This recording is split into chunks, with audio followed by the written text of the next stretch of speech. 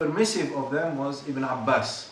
So we would expect that perhaps either the school of, either in Kufa, because he was governor of Kufa under Sayyidina Ali, in the time of Sayyidina Ali, or the mazhab of Medina, also, which is supposed to be the most permissive towards music. And that's we find that some Shafi'is, for example, the Ba'alawi of Yemen, use musical instruments, although we would have been expected it with their concentrating on Shafi'i fiqh, they would have chosen the strict position, which means that there is, even in Shafi'i fiqh, a leeway towards that. I was interested in some leeways to see, for example, if the issue of wiping on the socks was found anywhere else other than in the Hanbali school for wudu. So you know, it is not allowed in any school except the Hanbali school.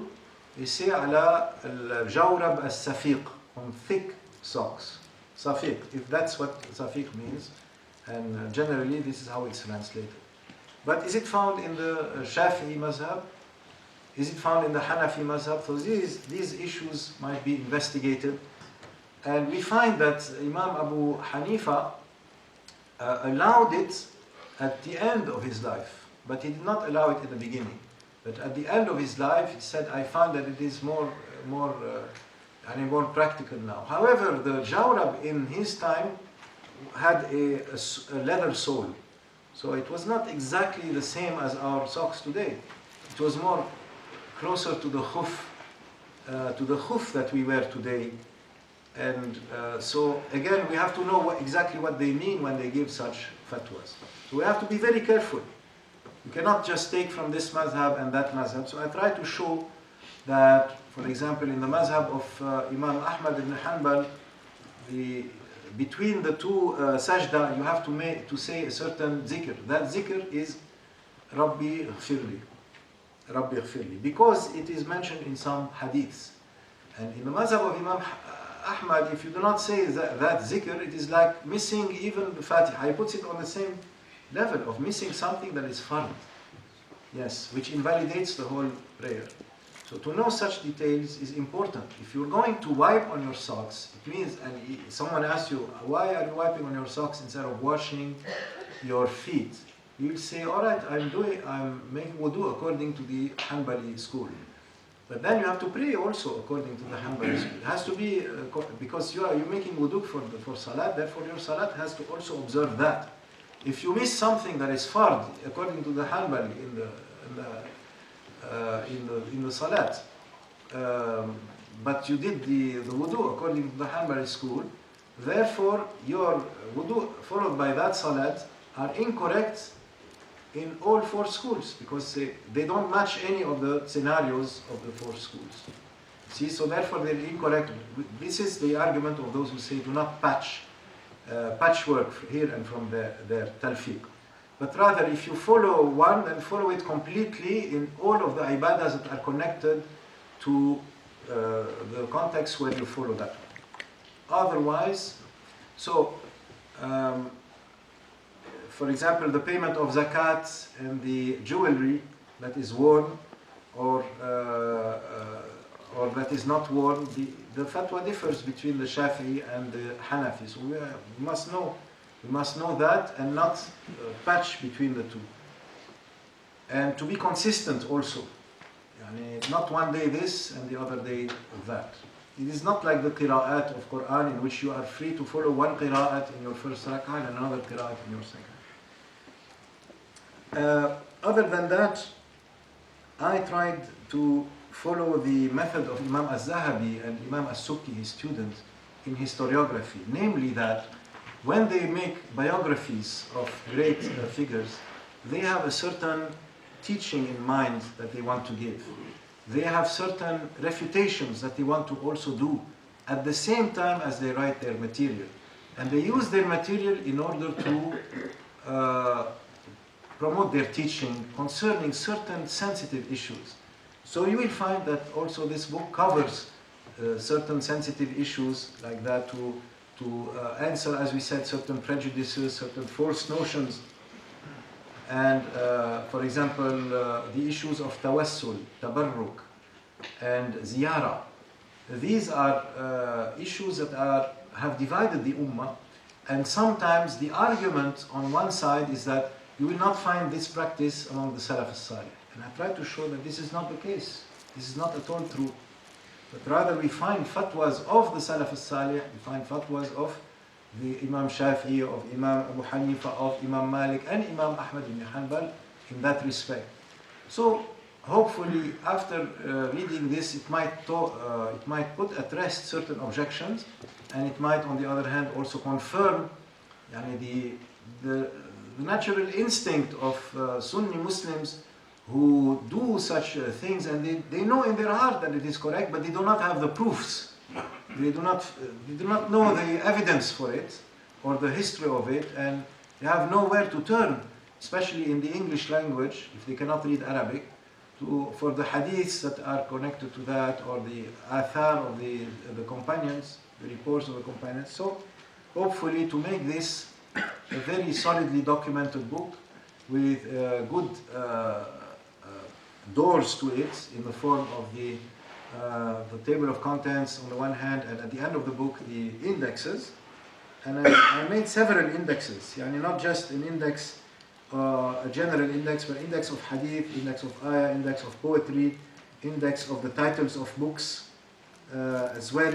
Even if you are looking for a book that you think might be cited here, you will find it in the index of the titles of books, and also index of poetry, and index of topics and Arabic terms such as da'if, sahih, so forth. So certain sciences also are investigated in the same time, such as the science of hadith, and also the different sects of Islam that came up in the time of the four Imams. So I have a glossary of sects at the end that also includes glossary of Arabic terms, and a glossary of grammar terms, a glossary of fiqh terms, a glossary of hadith terms. All of this, not just to index, to give you the page where it occurs in the book, but also to give you its meaning in just the space of a few pages at the end of the book, in case you are unsure exactly what it means, although we are mentioning it in Arabic or in transliterated form. So there is more to say, I suppose, but this is just a glimpse of what motivated me. Actually, to look at it now, I wonder how I had the time to do all this work, but at the time, subhanAllah, the motivation pushed me to do something about these great figures, and also about the identity, what it means to be Sunni in our time and also in the past. What is it that defines a Sunni? In different times, the Madhhab of Ahl Sunnah wal Jama'ah was defined in a very short form or longer form differently, according to the needs. According to the need or the emphasis that was needed. For example, Imam Abu Hanifa said that Madhhab Ahl Sunnah wal Jama'ah is to have acceptance and wala, faith and loyalty towards the two sheikhs, meaning Abu Bakr and Umar, and to have love for the two sons-in-law, meaning Uthman and Ali, and the third thing, to do masih on the two khufs. Masih on the two khufs. So you can see by this definition of what it means to be a Sunni, that he meant it as opposed to the Shia. As opposed to the Shia, who do not give their love equally to the four Khulafa Rashidin. And this is why Sufyan al-Thawri also said that Sunnah is to love Uthman and Ali together. If you find this in a person, it means they are a Sunni person. MashaAllah. So these are signs. So you know now also that to wear the khuf also is the mark of a Sunni person, because the Shia don't wear khufs. And one time I was in Syria visiting a place. I was in a certain neighborhood. I needed to pray, I went into a mosque, I did not know that it was a Shia mosque. It was a big shrine, and the whole place was actually filled with Shia people, but I was the only one wearing khuf there. And also, you know, the time of prayer came and went, and they did not make a jama'ah, so I was wondering, it was completely different actually. Another time I was in the United States and in Michigan, we needed to break fast. It was the month of Ramadan, and we needed to pray. We needed to find a place, and there were some Islamic centers. We did not know they were Shia. So we went in, and we broke our fast there. They received us, and but the time of Maghrib came, and they were not making Iqamah. They were waiting, and the time was passing.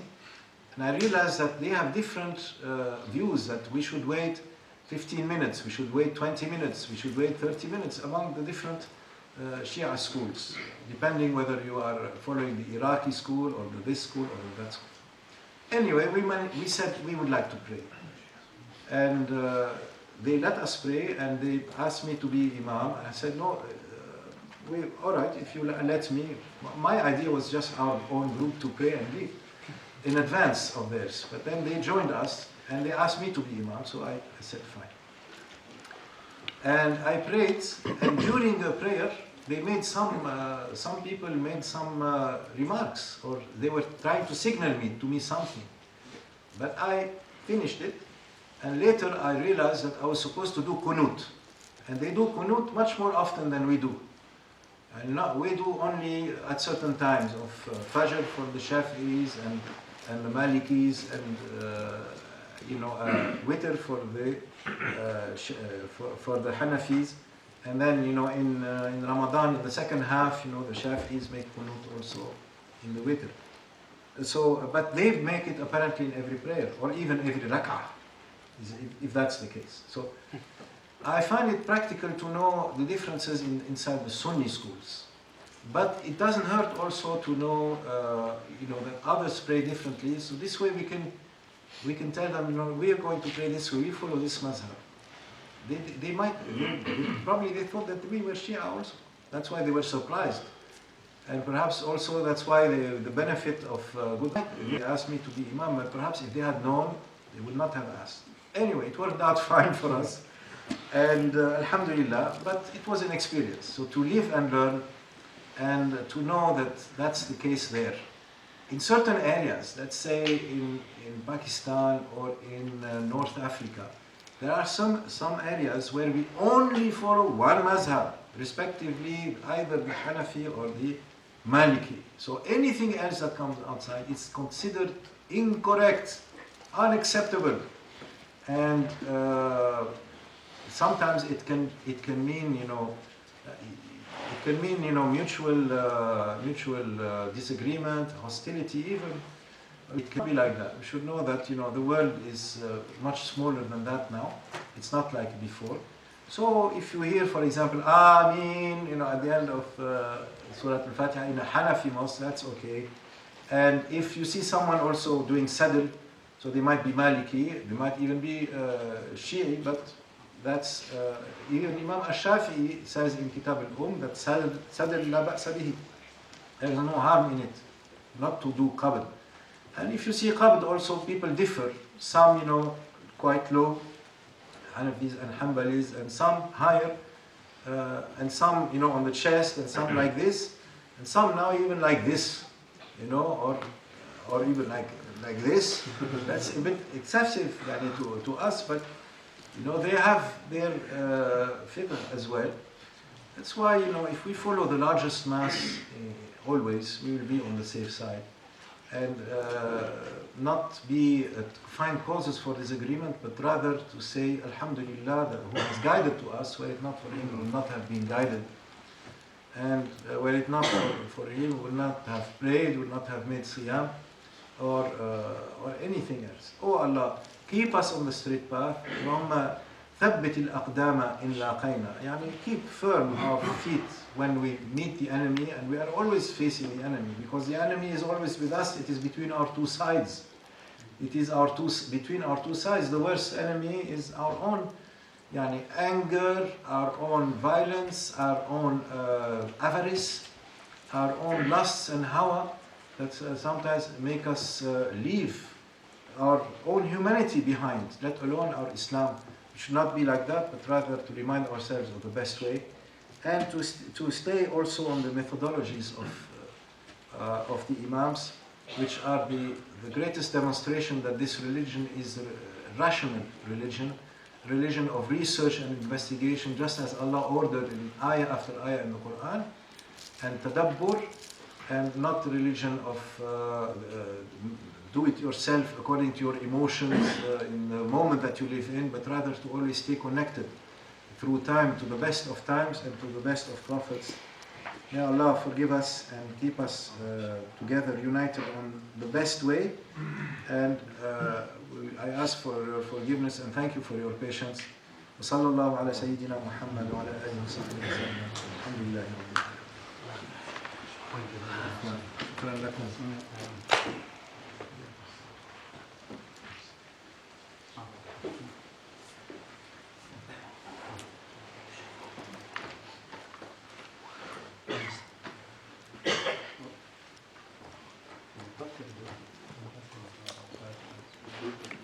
That's why they didn't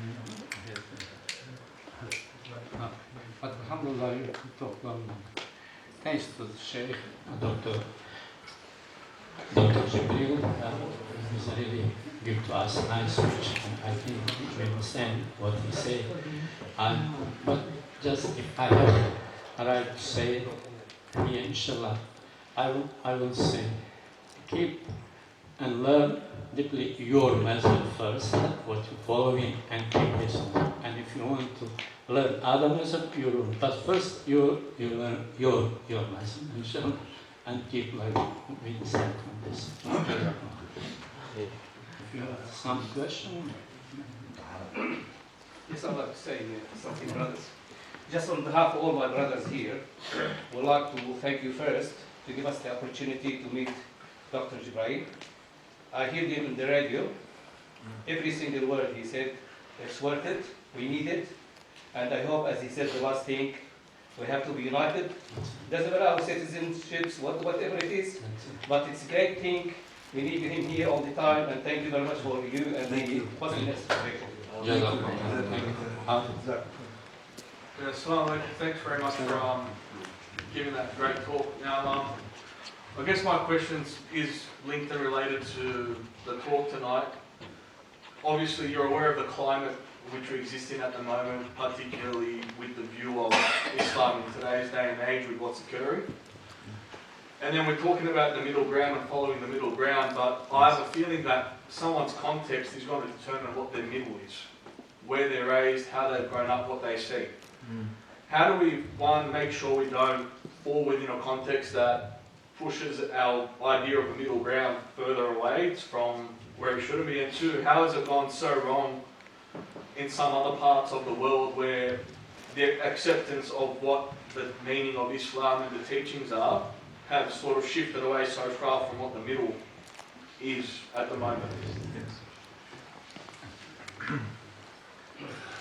Yes, the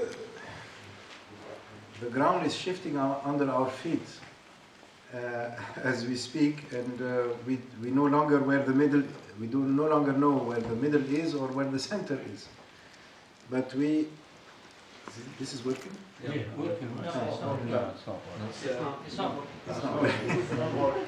Okay, never mind. With this check sign, it's working. Did you help me when It's a magic. But we need to educate ourselves of what is right and what is wrong. Haqq and batil. The Quran mentions ma'ruf and munkar. Ma'ruf and munkar literally means what is well known to be right and what is well known, what is rejected and disowned, disclaimed, that is not part of us. The ma'ruf and the munkar. And the disconnect between the educators of the ummah, the teachers, the imams who are supposed to be transparent conveyors of truth and right, and to be also models because they are supposed to embody what they are teaching. And if we do not have amal together with ilm, then we don't have real ilm. In other words, amal, knowledge, is calling practice, saying come, come, come. If practice doesn't come, amal also leaves. And we are left with a shell of pretense of reciting words, but not practicing what they are meant to be. And the Quran will be a witness against that one instead of being a witness for that one on the day of resurrection. So we seek refuge from that. So there is this corruption that is that might always be might be happening more or less at any time, but now at the end of times where things are falling apart right and left, and the senses of values are leaving the whole human race, right and left. People have abandoned religion. People are calling themselves animals because they want to consider themselves animals who have evolved from other animals. They do not want to hear of spirituality anymore, and the soul, and or of right and wrong. They do not want to be accountable to a divine law. So they vote against Sharia because also they do not want any divine law over their heads, just as they got rid of religion before. So, and this is happening also among Muslims themselves. This kind of material approach to life. And now religion has become power mongering among those who reduce it to that aspect, that we have to acquire power and dominate the earth. And they call this to re-establishment of Khilafah, and they might call it jihad, and they might call it martyrdom and shahada and so forth. And all of this is just one lie on top of another, as the Prophet ﷺ had predicted, that it will be fitan, dissensions like chunks of night, layer upon layer of them. Chunks of night and layer upon them that will hit the Arabs, and that will not leave one house of the Arabs except it will affect it. There is no way to ignore it and to pretend that it's not there. Unfortunately, those who are in positions of rectifying this, at least with their tongue, to the teachers and those people of knowledge and academics also are not taking to their pulpits and to their pens to correct and rectify what is wrong, in order to help also those who are wielding the political power and making decisions on political grounds. They need to be enlightened as to what is right and wrong in this respect. But people are staying aloof because, first of all, we don't know what has emerged yet. So there was some time to know, is this right or wrong? Is this some kind of another fabrication? And then it became, no, it is a real threat that is affecting the whole world and is not going away year after year and so forth. And there was a previous version of it also that was nefarious enough, and no one spoke out as they should have already.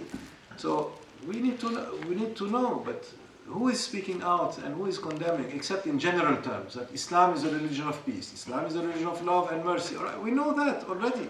But give us the fiqh of the actions that are being done and committed in the name of Islam under our eyes, and then promoted on TV and or YouTube and the internet.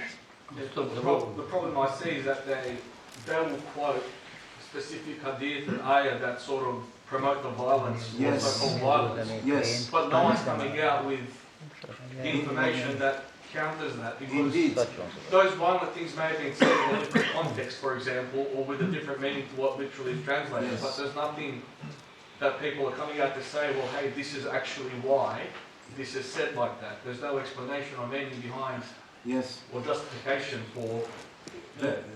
Exactly. There is no voice that is public enough and comprehensive enough in the refutation of those claims one by one. There is just some dispersed voices, some in the Arab world, some in TV programs, for example, some also in the English-speaking worlds that we have not heard of. For example, there is our teacher, Shaykh Muhammad al-Yaqubi, might not have heard of his book yet, that he is already in its second edition of refuting ISIS.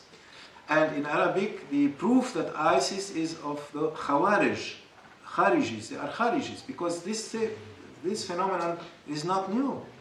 But now it is just worse than before, because there are greater means of letting the evil run its course, all around the world. If it's possible. So the previous Kharijis, the Kharijis of old, had done this. They had applied the ayahs of Quran and the hadiths in the wrong places in order to justify their actions. I got one question, if you don't mind. Yes. I know you always get probably similar question, but I never offer question what you probably ever been asked before, and therefore you might memorize what I will ask you and take it with you probably forever.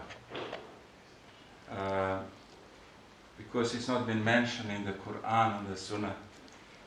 None of them has it. Would it be possible this knowledge is cursed? That's why Ummah is today like this. Say that again? See, that's what I mean. Is anyone else want to repeat what I said? Say it again, I did not understand. Very hard. Is this possible that the knowledge what hasn't been mentioned in the Quran and Sunnah is cursed knowledge? And that's why cursed. Cursed. Uh-huh. And that's why it's Ummah in this situation. Yes. So we reconnect ourselves to blessed knowledge, and we keep on blessed habits, but we need to tell the youth that your sense of identity need not be fished out of an anonymous source such as the internet, from anonymous discussants who are redefining for you the Islam that you are trying to practice. So instead of taking their practice of Islam from the mosque, from the school, from the madrasa, from their parents, from a pious community, they might come from a broken home, they might come not to be talking to their parents, they might be in a non-Muslim environment, fine. But instead of taking it from the right source if they're searching, they take it from the easiest place possible, and the one that they feel most familiar with, which is the internet, which is associated also to games and to other distractions of dunya that are of a very low order. And they think that, okay, if they look for religion there, also they will find that also, because they find everything. And then they take it from those devils who are cursed indeed, and who are hiding behind slogans, among them using the Quran and the Sunnah. And this is in the Hadith also. They will use the best of speech. They will be speaking our language. They will have our own complexion. In other words, our own people doing that. So all of this has been described. But our job is to counter that, another way of attracting the attention of those youths and tell them, no, this is not correct. This is what is missing now at all levels. Whether at the level of ilm, to refute them, this is not how we understand those verses and those hadiths, or at the level of the primary education, when we go to school, to show them that Islam is not a religion of antagonism and hatred, but a religion of mercy, and that it is universal, not particular to one race or to one culture. It is an alarm bell for all of us, I think, and unless we do something positive in this respect, and it will be knocking at our door pretty soon, this crisis. Wal-iyaz billah. Assalamu alaikum, Shaykh. Alaikum salam. Thank you for giving us this incredible opportunity for us to hear your voice. Jazakallah khair. Thank you. Shaykh, from the global aspects to the local, we hear some voices around from knowledgeable people saying that we don't need to, because you explained the importance of following madahib, but some voices are coming and saying we don't need to follow Imam Abu Hanifa, we don't need to follow all these scholars, but rather we just need to follow Quran and Sunnah, considering the Hadith. What is the danger that we can fall into if we continue this way? following just Quran and just hadith or books of hadith, or just particular Hanbali or Shafi or any other schools? Well, the person who says, I don't need to follow any teacher, let me follow the book, is following himself as his teacher, isn't he? He is the teacher of the book to himself. So he is still following a teacher. Do you understand what I mean? And instead of going to an external person who has integrated the mazhab of Imam Abu Hanifa and learning from them, they just go to the Quran directly and trying to redo everything that the four Imams were doing by extracting the proofs of religion from the text of Quran and Sunnah by himself. So he is his own mujtahid mutlaq now. He's his own, imam of a school of fiqh, right? Isn't that the case? That's the case.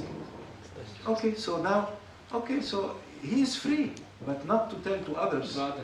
Yeah, he is free. If he wants to do that, if he thinks that he has greater chances than, a whole school of work on this that is coming to you already explained, clarified, simplified, with showing you how they understood the book and the Sunnah. Instead of doing that, he wants to do it all from the beginning again. It's very dangerous, because he might fall into the same traps as those people also, who are now killing humanity in the name also of, supposedly, of following Quran and Sunnah. To kill a priest. Didn't Sayyidina, the Prophet ﷺ say, do not kill priests? Do not kill people who devote themselves to religion? Didn't he say that in jihad? He said, go in the name of Allah, but do not kill people who are in monks and monasteries, etc. And meaning men and women who devoted their lives to that. And also inside the church, on top of it. And he said those who are inside their places of worship, especially those who are inside their places of worship also. So in other words, that's two signs also for us, that those who did do such an act cannot be Muslims, cannot possibly be Muslims. They would have known, that in jihad this is the case. So how could they commit such acts? They claim to be following, but they follow what they like. They do it themselves. It is do-it-yourself religion at that time. And one of them said, and it's on YouTube. He died now. He's from Tunisia. He died last year. But he said during a khutbah al-Jum'ah, I have the whole khutbah, but inside that khutbah he says, by Allah, I swear, wallahi, and he said, وَلَا أُبَالِي مَاذَا أَقُولِ, يعني I don't care what I say, meaning don't give me any objections. I thought about it, I know what I'm saying. He says, if Muhammad sallallahu alayhi wasallam appeared at our borders, he would join us. He would join us. In other words, he would be our follower. We are not following him anymore. He is following us now. That's how they think. Who says that except a Dajjal who is bringing a new religion, saying, now I am your Nabi now. Isn't it? Isn't that for a new religion? So if they are inventing a new religion, don't be surprised that you are going to see very strange things. Because they have said this openly like that. Like killing a priest inside the church, or like killing civilians, like even converts that they caught, saying, no, they are agents and so forth. So how can they kill a convert who is, helping a humanitarian program and so forth? We have seen these things. These are signs. We go back to the hadiths of the end of times, and we will find many corresponding things. Like there will come a time you will not know who next to whom you are sitting, even inside the ummah. It's very sad to say that giving salam, but then in the next minute they explode themselves. Even now in Medina al-Munawwara it happened this. In Ramadan also, at the time of iftar. As Prophet ﷺ predicted, they will stand at the gate of hell inviting people there. And this is all started from such calls, like let's not follow Quran and let's not follow the human beings, and let's follow directly Quran and Sunnah. let's let's be more active in raising up the khilafah, and all good goals, that we want to be more religious. Like Shaitan also is saying, disobeying Allah, saying, no, I only worship you, I will not bow to Adam also. He has also his qiyas and his religious motivation. But we stay with the Sawad al-Azam, we stay with اعتصموا بحبل الله جميعا and كونوا مع الجماعة in the hadith. And اهدنا الصراط المستقيم, the first dua of Quran is a dua of Jama'ah. And the sirat الذين أنعمت عليهم, it is a sirat of other human beings that we know, we have identified, the Anbiya, the Siddiqeen, the Shuhada and the Salihin. Not something that we never heard of, it's just coming up now a new way.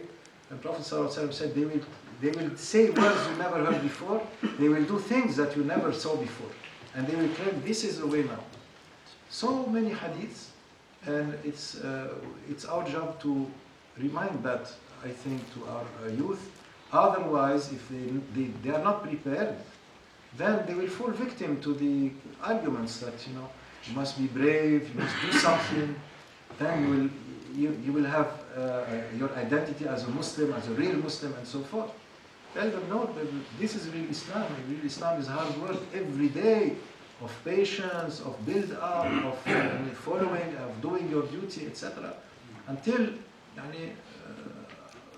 the last breath.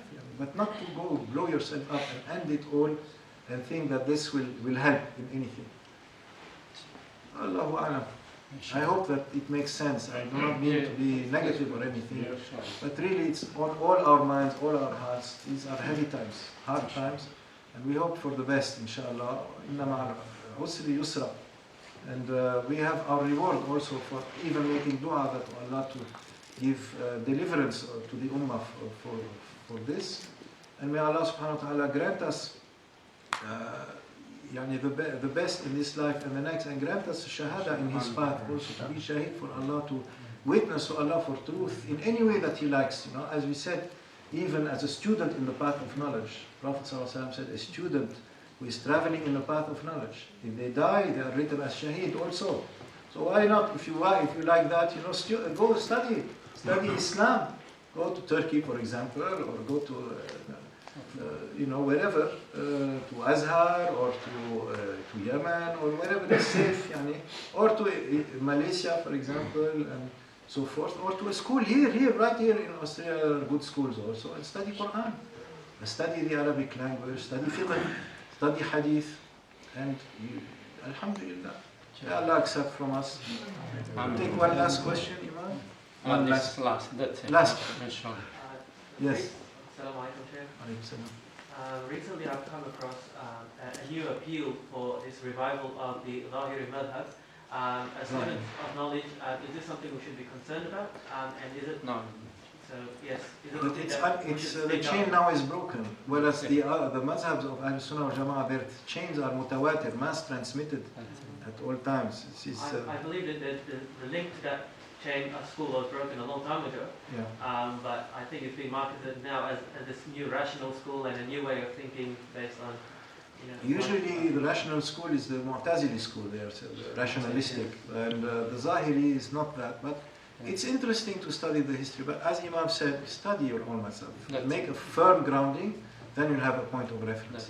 I guess the question was, as students of knowledge, should we, when we come across this amongst the youth, should we just say this is unacceptable, this is not something that the ulama will tolerate, that you're trying to revive something that can't be revived? No, just say what we just said, that it is not mass transmitted, that the others is the firm ground, and that also you start with one mazhab with firm ground, with the living teachers who took from living teachers, not from some construct, intellectual construct from books that you don't know, from where it came and who verified it exactly, according to what criteria. It's like floating in space, and you don't know exactly what direction is up or down anymore, because you lost your point of reference. So. Thank you very much for coming. It was appreciated. Thanks, brothers, for coming. Sure, I think we benefit from this.